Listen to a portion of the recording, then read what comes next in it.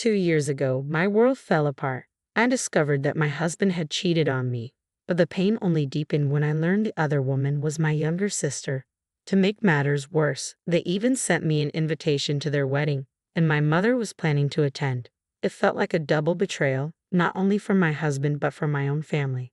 My name is Teresa, and I used to work at the same company as my husband, where I was also his boss. At first, Thomas seemed a bit unreliable, but he was earnest and charming. I took it upon myself to train him, guiding him through the complexities of our work.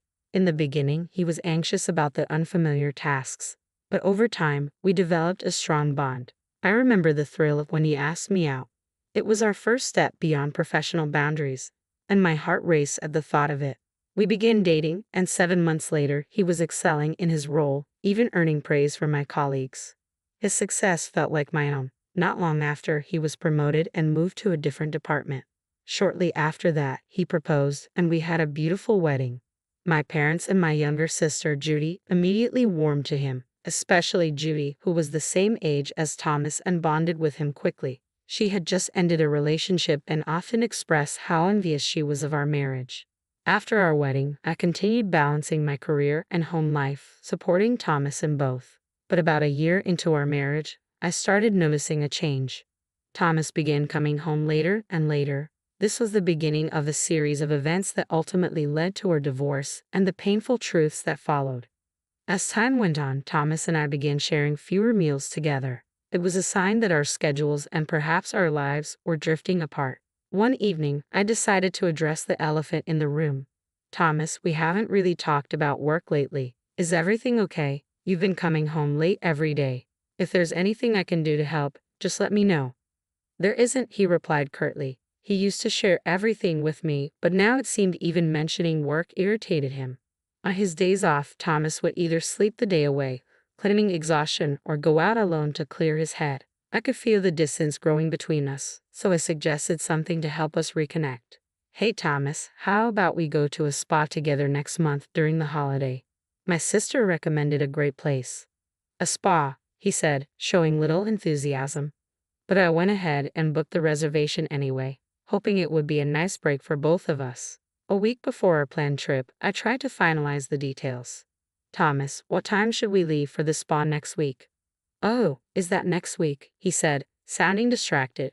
I forgot to mention, I have a business trip during that weekend. But you knew about the spa trip. We've had it planned for a while, I pointed out, a mix of disappointment and frustration in my voice.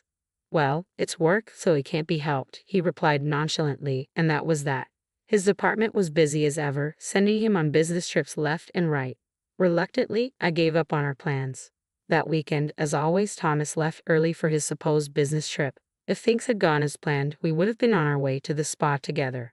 Instead, feeling down about how things had turned out, I received an unexpected call from the hotel. They hadn't received my cancellation request and were calling to confirm our arrival time.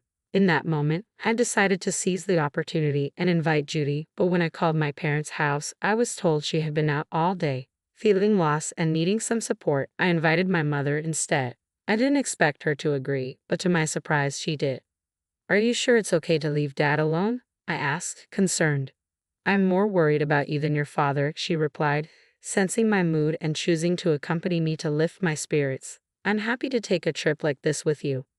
Grateful for her support, I set off with my mother, looking forward to some peaceful time together, something we hadn't done in a long while.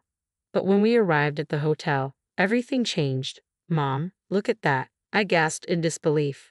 There, walking into the very hotel we had booked, was Thomas. He was supposed to be on a business trip, but instead, there he was, arm in arm with a woman, one who, as they turned towards us, I recognized all too well. It was Judy.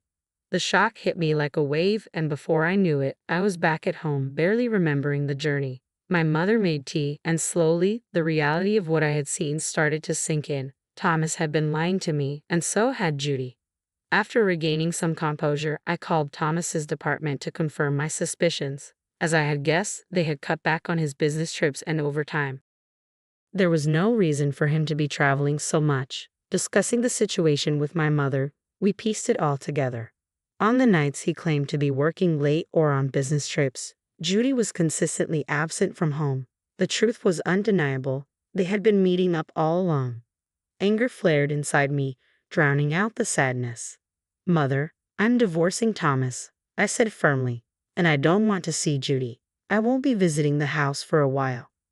My mother said nothing but understood, respecting my decision. Before Thomas came home, I began preparing for the new chapter of my life. I drafted the divorce papers, signed a lease for a temporary apartment, and arranged for a new home where I could eventually settle. I packed my belongings and moved out swiftly, leaving behind only the divorce papers and a letter for Thomas at our old house. The letter was clear, outlining that all matters related to alimony and legal issues would be handled by my lawyer. Once everything was in place, I made sure to block all of his contacts, severing any chance of unnecessary communication. I chose not to share my new address with my parents, not wanting Judy and Thomas to find out. Although we still worked at the same company and sometimes crossed paths, I ignored him completely, recognizing the situation for what it was. He promptly agreed to the divorce, maintaining discretion at work about the reasons for our separation. Though our colleagues sensed something was off, they respectfully avoided the topic. 2 years passed with this distance between me, Thomas, and my family. One evening, after returning from work, I was surprised to find my mother waiting for me at my door. "Mom, what's wrong?" I asked, noticing the serious look on her face. She handed me an invitation, her eyes wary. "This is from Thomas and Judy," she said. My heart dropped as she revealed that Judy had moved out of our family home to live with Thomas. Their upcoming wedding was a shock, though in hindsight, maybe it shouldn't have been. They had even invited our parents, but not me. "Mom, are you going?" I asked, the lump in my throat tightening. "Of course I am," she replied, a twinkle of mischief in her eyes. But sensing my dismay, she quickly added, "I'm just kidding. Don't worry, I'm not going." It was clear that Thomas and Judy had intentionally excluded me from the invitation, fully aware that I hadn't forgiven them. Isolated from both of them and even my parents, my spirits sank, but my mother's reassurance helped ease the sting of betrayal, even if just a little. On the day of their wedding, as I tried to push away any lingering resentment, my mother unexpectedly called me via video. I hesitated, tempted to end the call. I didn't want to see their faces. But recalling her earlier support, I stayed on the line. The video showed a slideshow being presented at the ceremony. The MC announced that it had been crafted by the bride's mother, chronicling Judy's life from birth to the present. As the pictures flickered on the screen, I couldn't help but feel the weight of everything: betrayal, loss, and the painful reality that my family was forever changed. I was taken aback by my mother's unexpected technological savvy, which stirred a pang of sadness in me. "Mom, you did all this for Judy?" I wondered silently. But as I watched, something startling began to unfold. The slideshow didn't begin with photos of Judy, but with a picture of me as a newborn.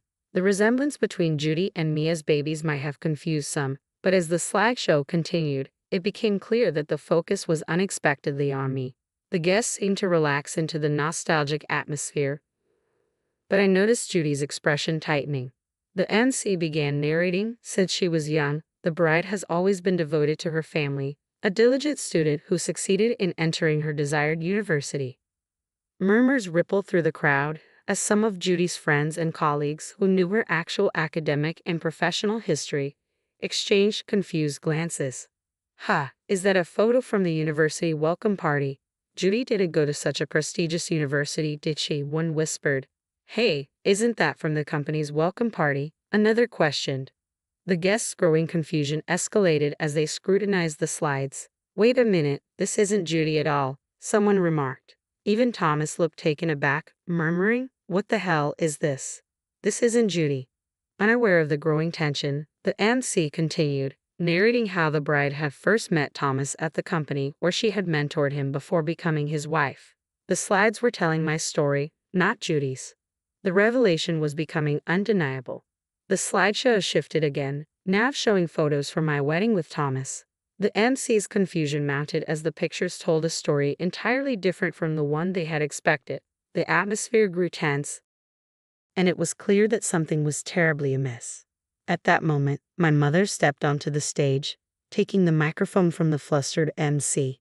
"From here on, I'll take over and explain," she announced, her voice calm yet firm. As she navigated through the slides with ease, she began to recount how, Even after marrying Thomas, I had supported him tirelessly in both his personal and professional life. However, as Thomas became busier, he spent less and less time with me. My mother explained how I had tried to plan a spa trip to help him distress. Wait, please, Thomas tried to interject, but my mother, undeterred by his frantic gestures or Judy's increasingly pale face, pressed on. She advanced the slideshow to a photo of Thomas and another woman entering a hotel, looking intimately close. The next slide confirmed that the woman was me. A hush fell over the room as the realization hit the guests. Thomas declined the trip my daughter had planned, citing a business trip he couldn't avoid. My mother continued. My daughter then invited me to join her at that spa, where we unexpectedly witnessed his affair. Murmurs filled the room as the guests began to piece together the story. An affair. And this wedding is for Judy and Thomas, right? Could it be that their relationship began as an affair? Questions swirled in the air, and my mother responded to the growing curiosity with unwavering composure. Thomas had promised to marry my beloved daughter, Teresa, and make her happy. Instead, he betrayed her with her sister, Judy. Mother, stop it already. Today is my wedding day. Why won't you celebrate my happiness? Judy cried out, trying to regain control of the narrative. Despite her emotional plea, my mother remained composed, her gaze fixed on Judy. She replied firmly, I've always wished for your happiness, but not at the expense of your sister's, my mother said, her voice heavy with the weight of her words. The room fell silent, the impact of her statement hanging in the air, overshadowing what was supposed to be a joyous celebration. But you were the one who ruined it first, my mother added sharply, turning her gaze toward Judy. Teresa has always considered not only her happiness but that of her entire family, my mother continued, her tone steady and stern. What about you, Judy? Have you ever thought about how deeply your actions would wound her? Judy tried to justify herself. But she always seems so happy. It's not fair that instead of being happy for your family, you're just jealous. Mother-in-law, please stop, Thomas interjected, his frustration evident. She's your precious daughter too, right? If that's the case, can't you celebrate our new beginning? Why are you doing this? I don't want to become family with someone as dishonest as you, my mother retorted, her disappointment clear. I saw it clearly today. If you intended to start a new life with Judy, why didn't you invite a single person from your own company? If you're having such a grand ceremony, shouldn't you at least apologize to Teresa first? It's selfish to invite me and her father without making any effort to reconcile. But Teresa has been ignoring me all this time, Thomas tried to justify. Of course she has, after what you've done. My mother snapped. It's only natural, but that's all in the past, isn't it? Do you think her wounds will heal in just 2 years? Do you think you can regain our trust so quickly? Don't be ridiculous. With those final words, my mother, followed by my father, angrily left the venue. I could still hear her voice through the phone. Did you see that, Teresa? Yes, and I'm sorry for reminding you of painful things. I just can't stand seeing them act like nothing happened, she confessed. No, thank you, I replied, feeling a wave of relief wash over me. It's like you said, everything I wanted to say. That's right, Teresa. You always keep everything to yourself, my mother noted. I thought it was too kind of you not to tell your colleagues the real reason for your divorce. Later, my mother sent me a recording of her conversation with Thomas during the wedding. As she had pointed out, even with time, some things aren't easy to forget. Thomas displayed no signs of remorse, casually dismissing his actions as though they were in the past. I knew what I had to do. I planned to ensure Thomas faced the consequences of his betrayal. When I learned that he was scheduled to give a presentation at our company, open to employees from various departments, I quickly volunteered and secured a spot in the audience. As Thomas took the stage, his supervisor, unaware of his recent remarriage, commented, Thomas, you seem even more motivated today. Did you just get married? Yes, I will do my best for my family, he replied, a smile on his face, completely unaware I was present in the room. Bolstered by his audacity, I decided it was time to expose him. I played the audio my mother had sent me, detailing his affair with my sister right there during his presentation. The sudden eruption of the recording caught the audience off guard, but as they understood what was happening, whispers began to spread. Thomas, didn't you claim the divorce was due to a difference in values? Someone called out from the crowd. I couldn't help but laugh. Oh, really? Did you say something like that? Well, I also can't understand a value system that involves cheating with your own wife's sister. I stood up, my voice steady and resolute. I apologize for mixing personal matters into this important internal presentation. I have decided to quit as of today. I have enjoyed working here, but I can't bear to be in the same place as him any longer. As I moved to leave, the board members intervened. Wait a minute, Teresa, one said. You're an essential asset to our company. If anyone should leave, it should be Thomas. But me, I've been expected to have a promising future, Thomas protested, clearly shaken. We had expectations in the past, they replied, signaling their shift in support toward me rather than him. The change in perception was striking. Recently, Thomas's appearance reflected his internal turmoil. His clothes were worn, and his focus at work had sharply declined. It seemed that the problem-solving skills that had once defined him were now absent. We're not expecting much from you anymore, the board members remarked during a meeting, a clear sign of their disapproval. Meanwhile, Judy, who had never been particularly adept at managing household chores even while living with her parents, had become a full-time housewife after marrying Thomas. However, she quickly shifted the bulk of domestic responsibilities onto him. As Thomas struggled with mounting challenges at work, without my guidance, his performance continued to suffer. The revelation of his affair spread through the company, irreparably tarnishing his reputation. In a decisive board meeting, it was determined that I would remain with the company due to my value and contributions, while Thomas would be relocated to a remote branch, signaling the beginning of his exit from the company.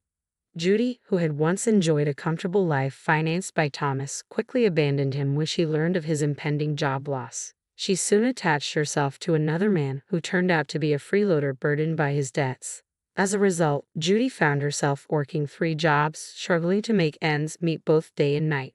As the old saying goes, what goes around comes around. The consequences of their actions had caught up with them. Watching their downfall unfold, I finally felt a deep sense of closure and the freedom to move forward with my life, unburdened by the past.